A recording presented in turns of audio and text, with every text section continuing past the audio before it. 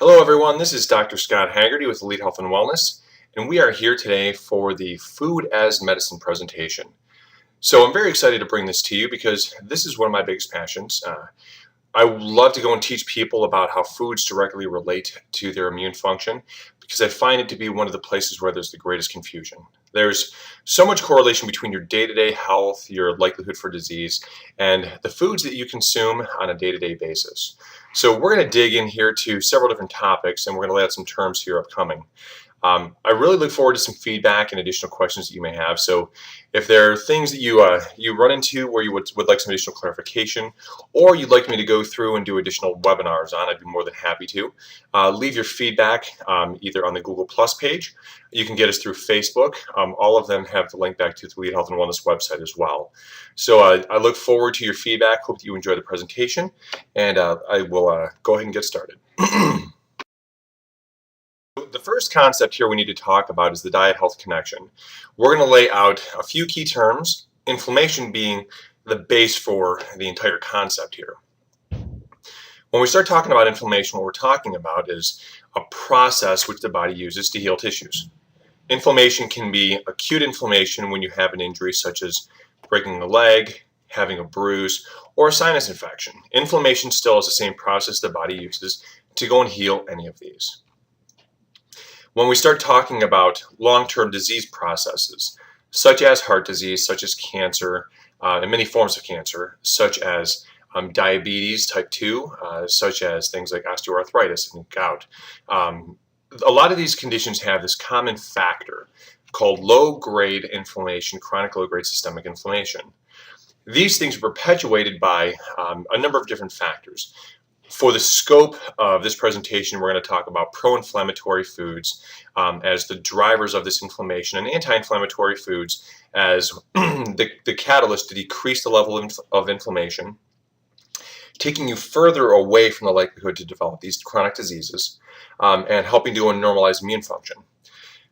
When people have pro-inflammatory foods in their diet on a high level, the body is basically in a chronically inflamed state where there's injury to the tissues even if the tissues have not been damaged by other factors. So the foods that you eat can directly cause irritation to the tissues, leading to swelling of literally every cell in your body.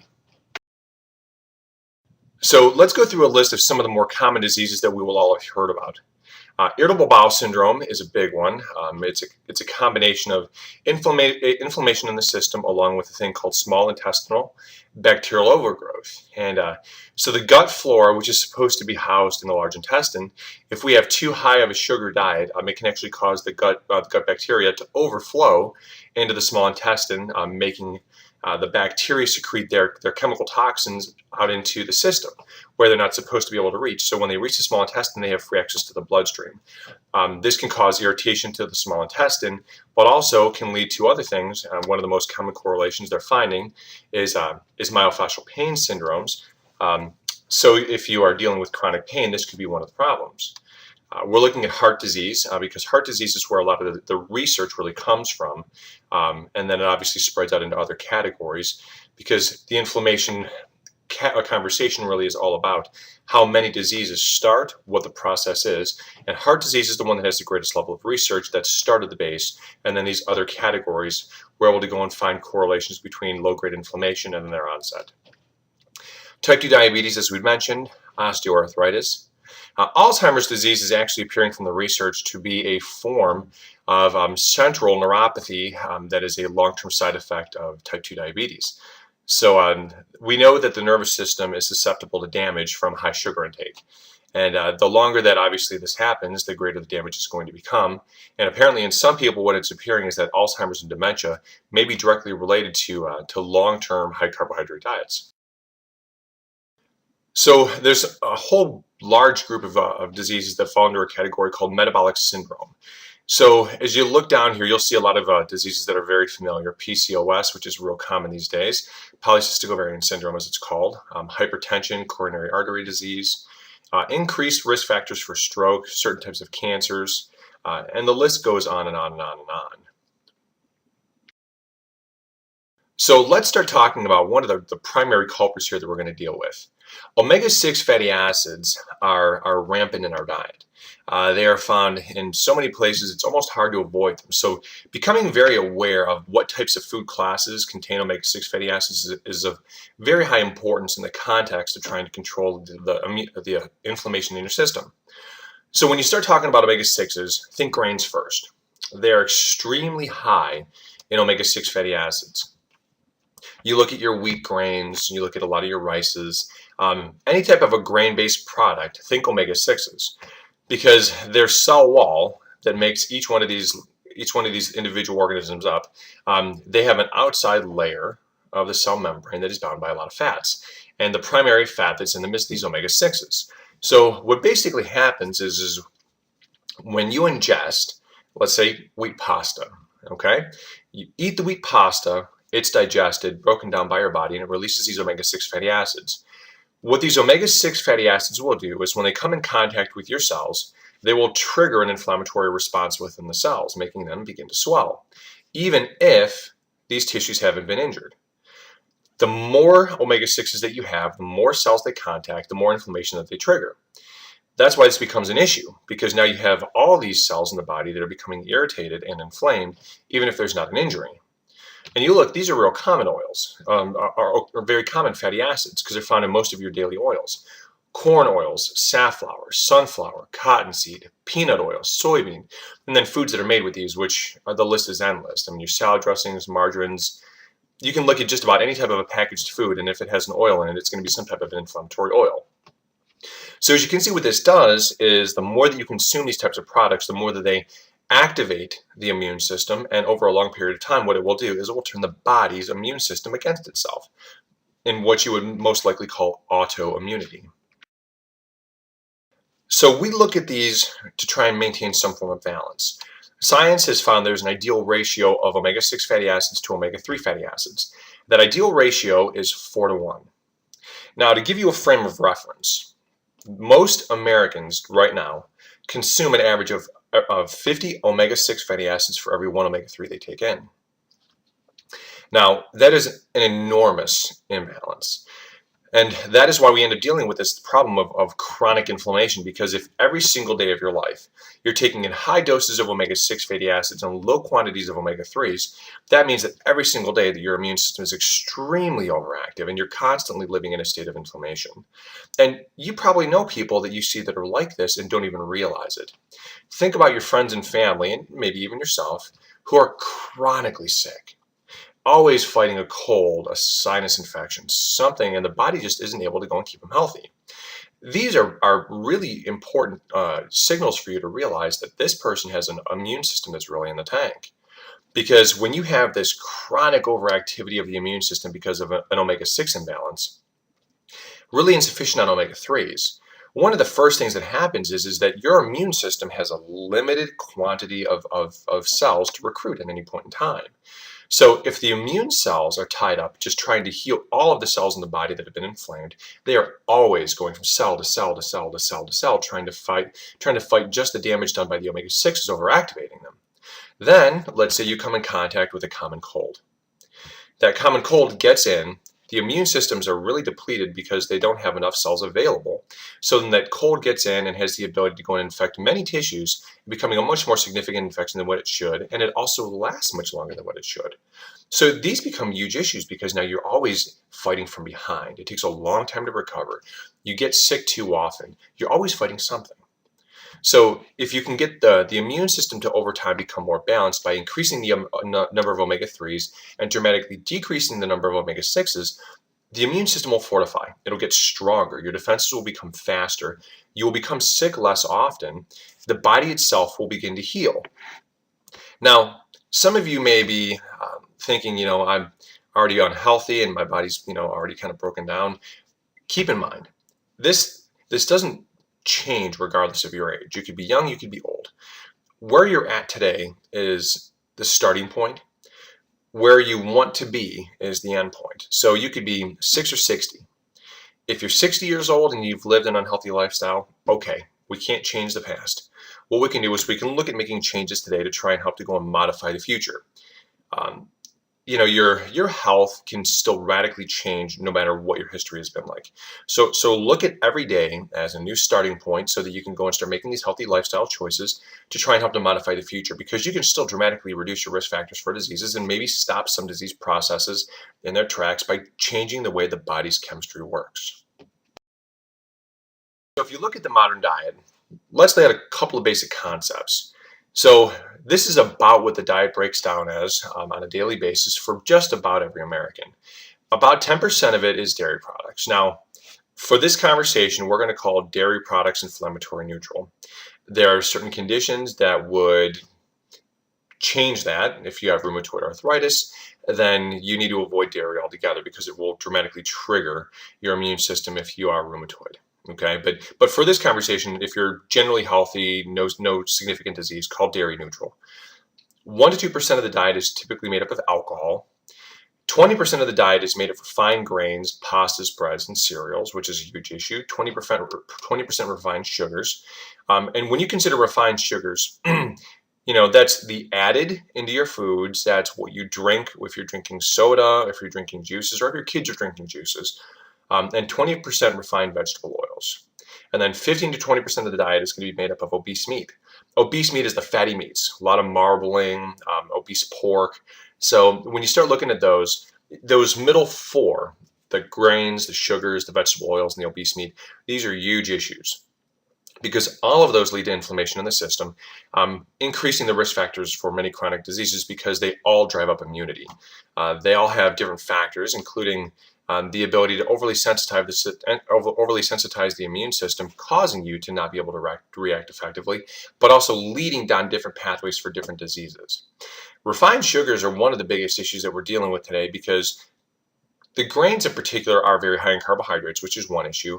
And then cane sugar, or your corn syrups, they are also super high in sugars and have problems with being metabolized, leading to obesity. But they also act like the proverbial bull in the china shop when they get into your bloodstream, because left in your bloodstream for too long, sugars act as free radicals, and they will cause lots of damage and additional inflammation to the system. Your refined vegetable oils have a few different issues. One is that they can contain trans fats. They're also very high in many of your omega-6 fatty acids, and certain oils also have proteins that are part of their makeup that are also very allergenic. So those are just some simple things. And your obese meats, you're looking at those being long-chain saturated fatty acids and also high in omega-6 fatty acids, because obese meats from traditional, like your industrial farms, they feed the animals non-native diets. So you're giving cows who normally would never eat corn, they would normally eat grasses and vegetables and things like that from the wild. You're giving them foods, because corn is extremely high on omega-6 fatty acids. You're giving them these corns and other byproducts and grains to fatten them up, so that they will produce more meat and mature earlier, so that you can get them to slaughter faster. These animals now are extremely high in saturated fats, the bad kind, extremely high in omega-6 fatty acids, plus other chemicals such as antibiotics, the stress hormone cortisol. Cortisol is your stress hormone. It is every animal's stress hormone.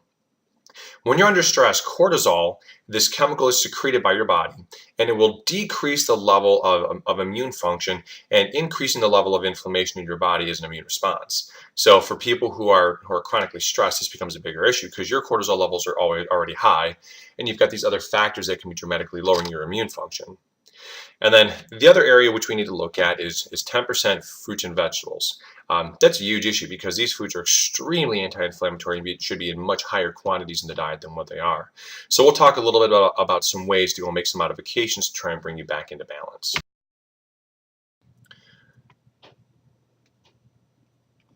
So let's talk about the anti-inflammatory diet and its base.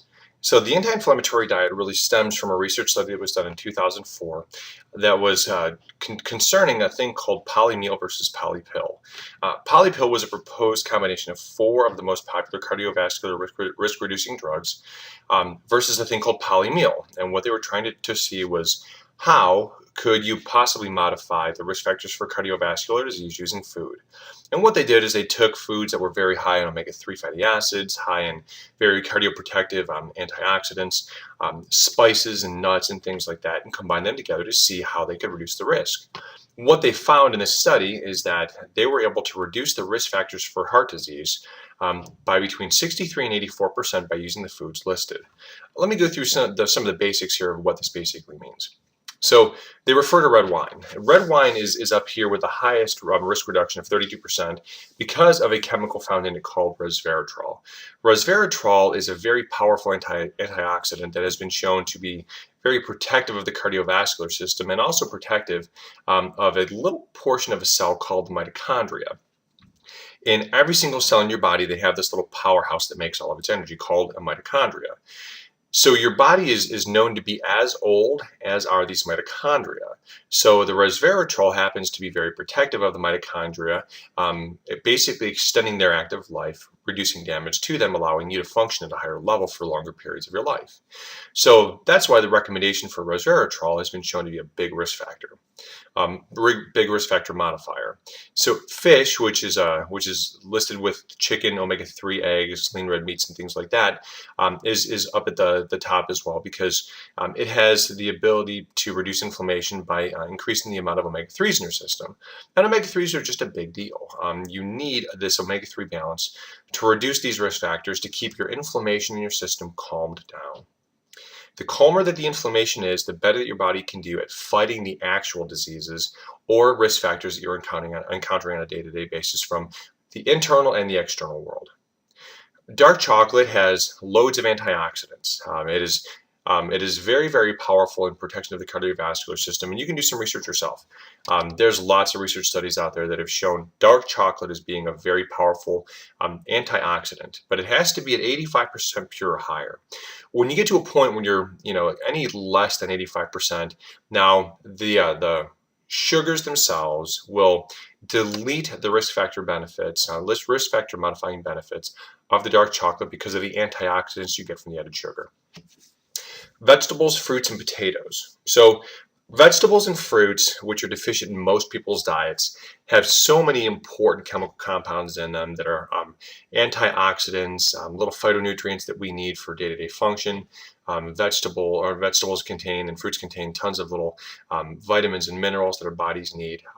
Potatoes are considered to be somewhat neutral in the conversation. You don't want to have tons of them because they are starchy.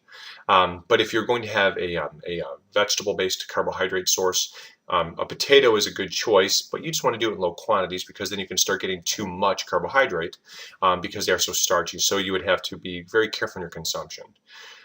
Garlic and other anti-inflammatory spices. So, until I was introduced to this, I did not realize the importance of spices in reducing inflammation. But spices are incredibly important for their risk factor modifying benefits. Garlic being one of the primaries. It is very cardioprotective, as are things like turmeric and ginger and a whole other host of spices that have benefits for reducing inflammation throughout the system.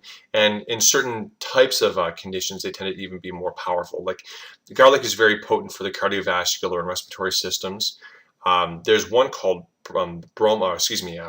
boswellia, which is derived from frankincense, and it's very potent in decreasing inflammation in the joints. So each one can have a little bit different area where it has a greater impact. And then almonds and other raw nuts, these are great because they're high in healthy fats. They also contain some protein. So these are another way for you to go and get fiber in your diet as well because they're very fibrous because they're so thick.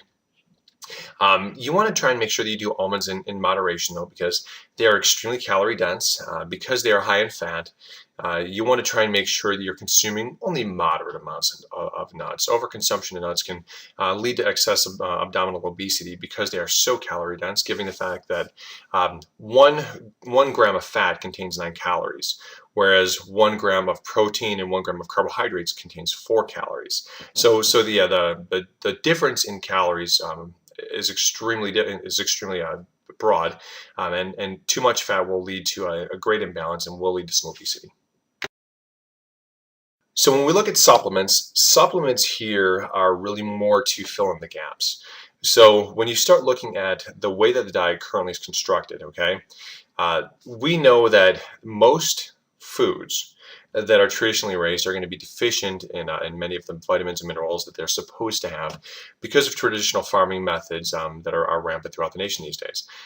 They don't rotate the crops, they don't fertilize properly, they use things that can damage the nutrients, such as herbicides and pesticides and chemical fertilizers that will damage the ground so that it does not have what it's supposed to in it.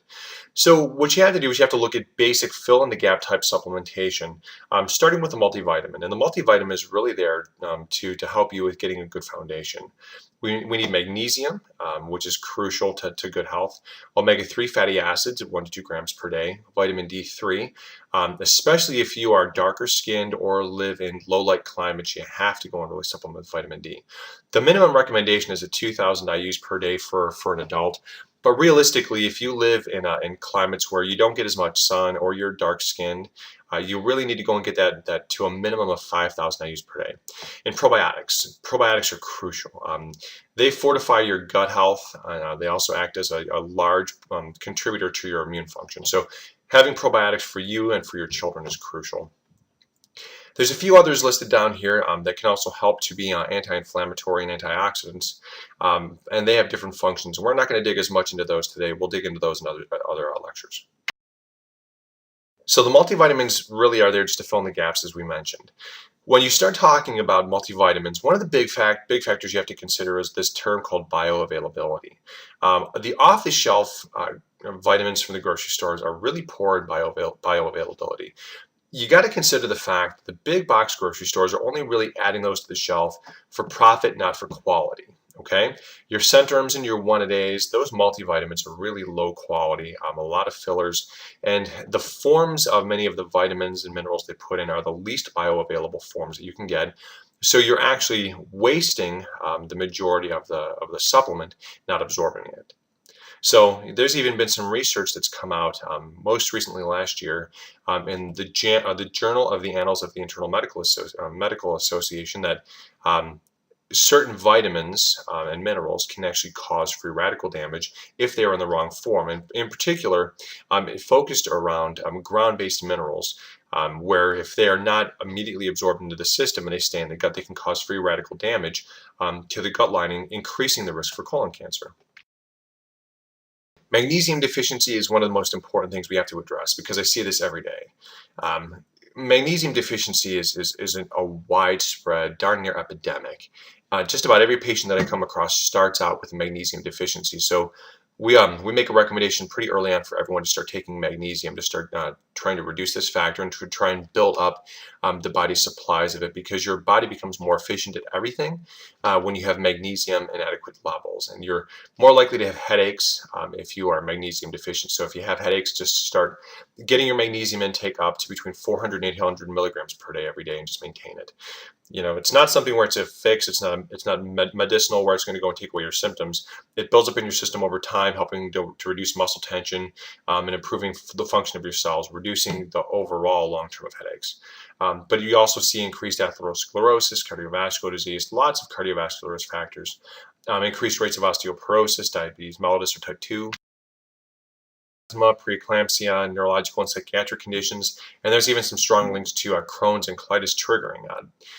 When I was doing my senior research paper, one of the things that we focused on was a topic called neurogenic inflammation. And a few of the research studies that I came across showed strong correlations between significant magnesium deficiency and triggering of Crohn's and colitis. And the study was actually a rat study. But again, if they can trigger it in another animal, then there's a strong likelihood there will be a strong correlation between that condition and humans when it's extrapolated out. So it has magnesium has important biochemical function in over 300 different reactions in the body. It helps to maintain normal nerve and muscle function. It supports a healthy immune system, keeps the heartbeat steady, helps your bones remain strong, helps to regulate your blood glucose levels, and it aids in the production of energy and protein. So you can see that at a very basic level, just from this, there are so many things that it's essential to. So make sure that you're having your magnesium levels consistent throughout the day. There is ongoing research into the role of magnesium in preventing and managing disorders such as high blood pressure, heart disease, and diabetes. And ironically, a lot of the meds actually pull magnesium from your system. So making sure that you are supplementing magnesium if you already are on any medicines to try and help to go and regulate blood pressure, or anything like that. Make sure that you do already have magnesium in your system. So here's what we're looking at as far as ratios. Experts suggest a 2-to-1 calcium to magnesium ratio. As I've stated a couple of times, we need between 400 and 800 milligrams per day. It acts as a natural muscle relaxer. If you have a pain condition, it will decrease the sensitivity to pain and improves motility. If you are constipated, or you're not going as often as you should, which is at least once a day, this will help to improve your motility, hopefully increasing the frequency, but also allowing you to make a bowel movement more freely. Vitamin D is incredibly important and has a number of uses. It decreases sensitivity to pain, musculoskeletal pain in particular, decreases risk factors for type 2 diabetes, osteoporosis, osteoarthritis, hypertension, cardiovascular disease, and syndrome X, which is considered to be prediabetes.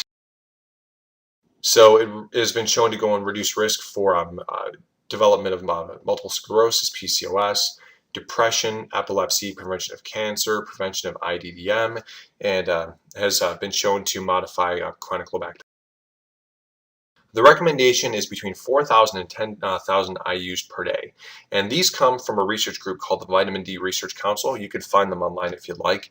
They are a research site, so when you go on there, you can see some basic recommendations for consumers, but there's also a lot of information that's geared for practitioners. They have determined that the 10,000 IU amount is the safe upper limit and creates serum levels equal to sun exposure in equatorial population. So this is where you want to consider being is between 4,000 and 10,000 IUs per day. When you start looking at omega-3s, omega-3s are crucial because they help to go and decrease inflammation in the system dramatically. They reduce inflammation, they reduce cardiovascular disease risk, they improve brain function, they decrease stroke and heart attack risk by making the blood less sticky. They decrease your serum triglycerides, decrease plaque formation in the arteries. Because all of these are so process related, if you have the imbalance of omega-6s, the omega-6s are doing the exact opposite of what you see here, increasing inflammation, increasing cardiovascular disease risk, lowering brain function, increasing stroke and heart attack risk, and they elevate triglycerides and increase plaque formation. So think omega-6 is the exact opposite. So you need to make sure you have enough omega. They've been shown to improve a number of different conditions, all of these below. RAs, rheumatoid arthritis, Crohn's and colitis, mental disorders, acne, asthma. Degeneration has been shown to be slowed, preterm birth. If you have psoriasis or know somebody who does, make sure they're increasing their omega-3 fatty acids. Decreases the severity of type 2 diabetes and can also delay the impact of it on the body. Intermittent claudication, which is a circulation issue. Lupus, multiple sclerosis, and the effect of migraine. When you start digging into probiotics, there's a number of different things here that they help with. First and foremost is that 80% of your immune function comes directly from the gut. Probiotics also assist in digestion of water and certain minerals. They help your body in transmitting nerve impulses from one cell to the next, all the way down the nerve pathways. They maintain the health of the gut. They're very important for heart health and cholesterol regulation and urinary tract health. Especially if you have people that get frequent UTIs, they definitely need to be taking a probiotic because their gut is imbalanced, the urinary tract is out of balance, and they've got bad bacteria that are proliferating in the urinary tract, causing these infections chronically. You want to always focus on hydration. We're water-based beings. It is essential that we get at bare minimum a gallon of water in your system per day. I see a widespread epidemic of chronic dehydration. So folks, please make sure that you're getting your water intake up.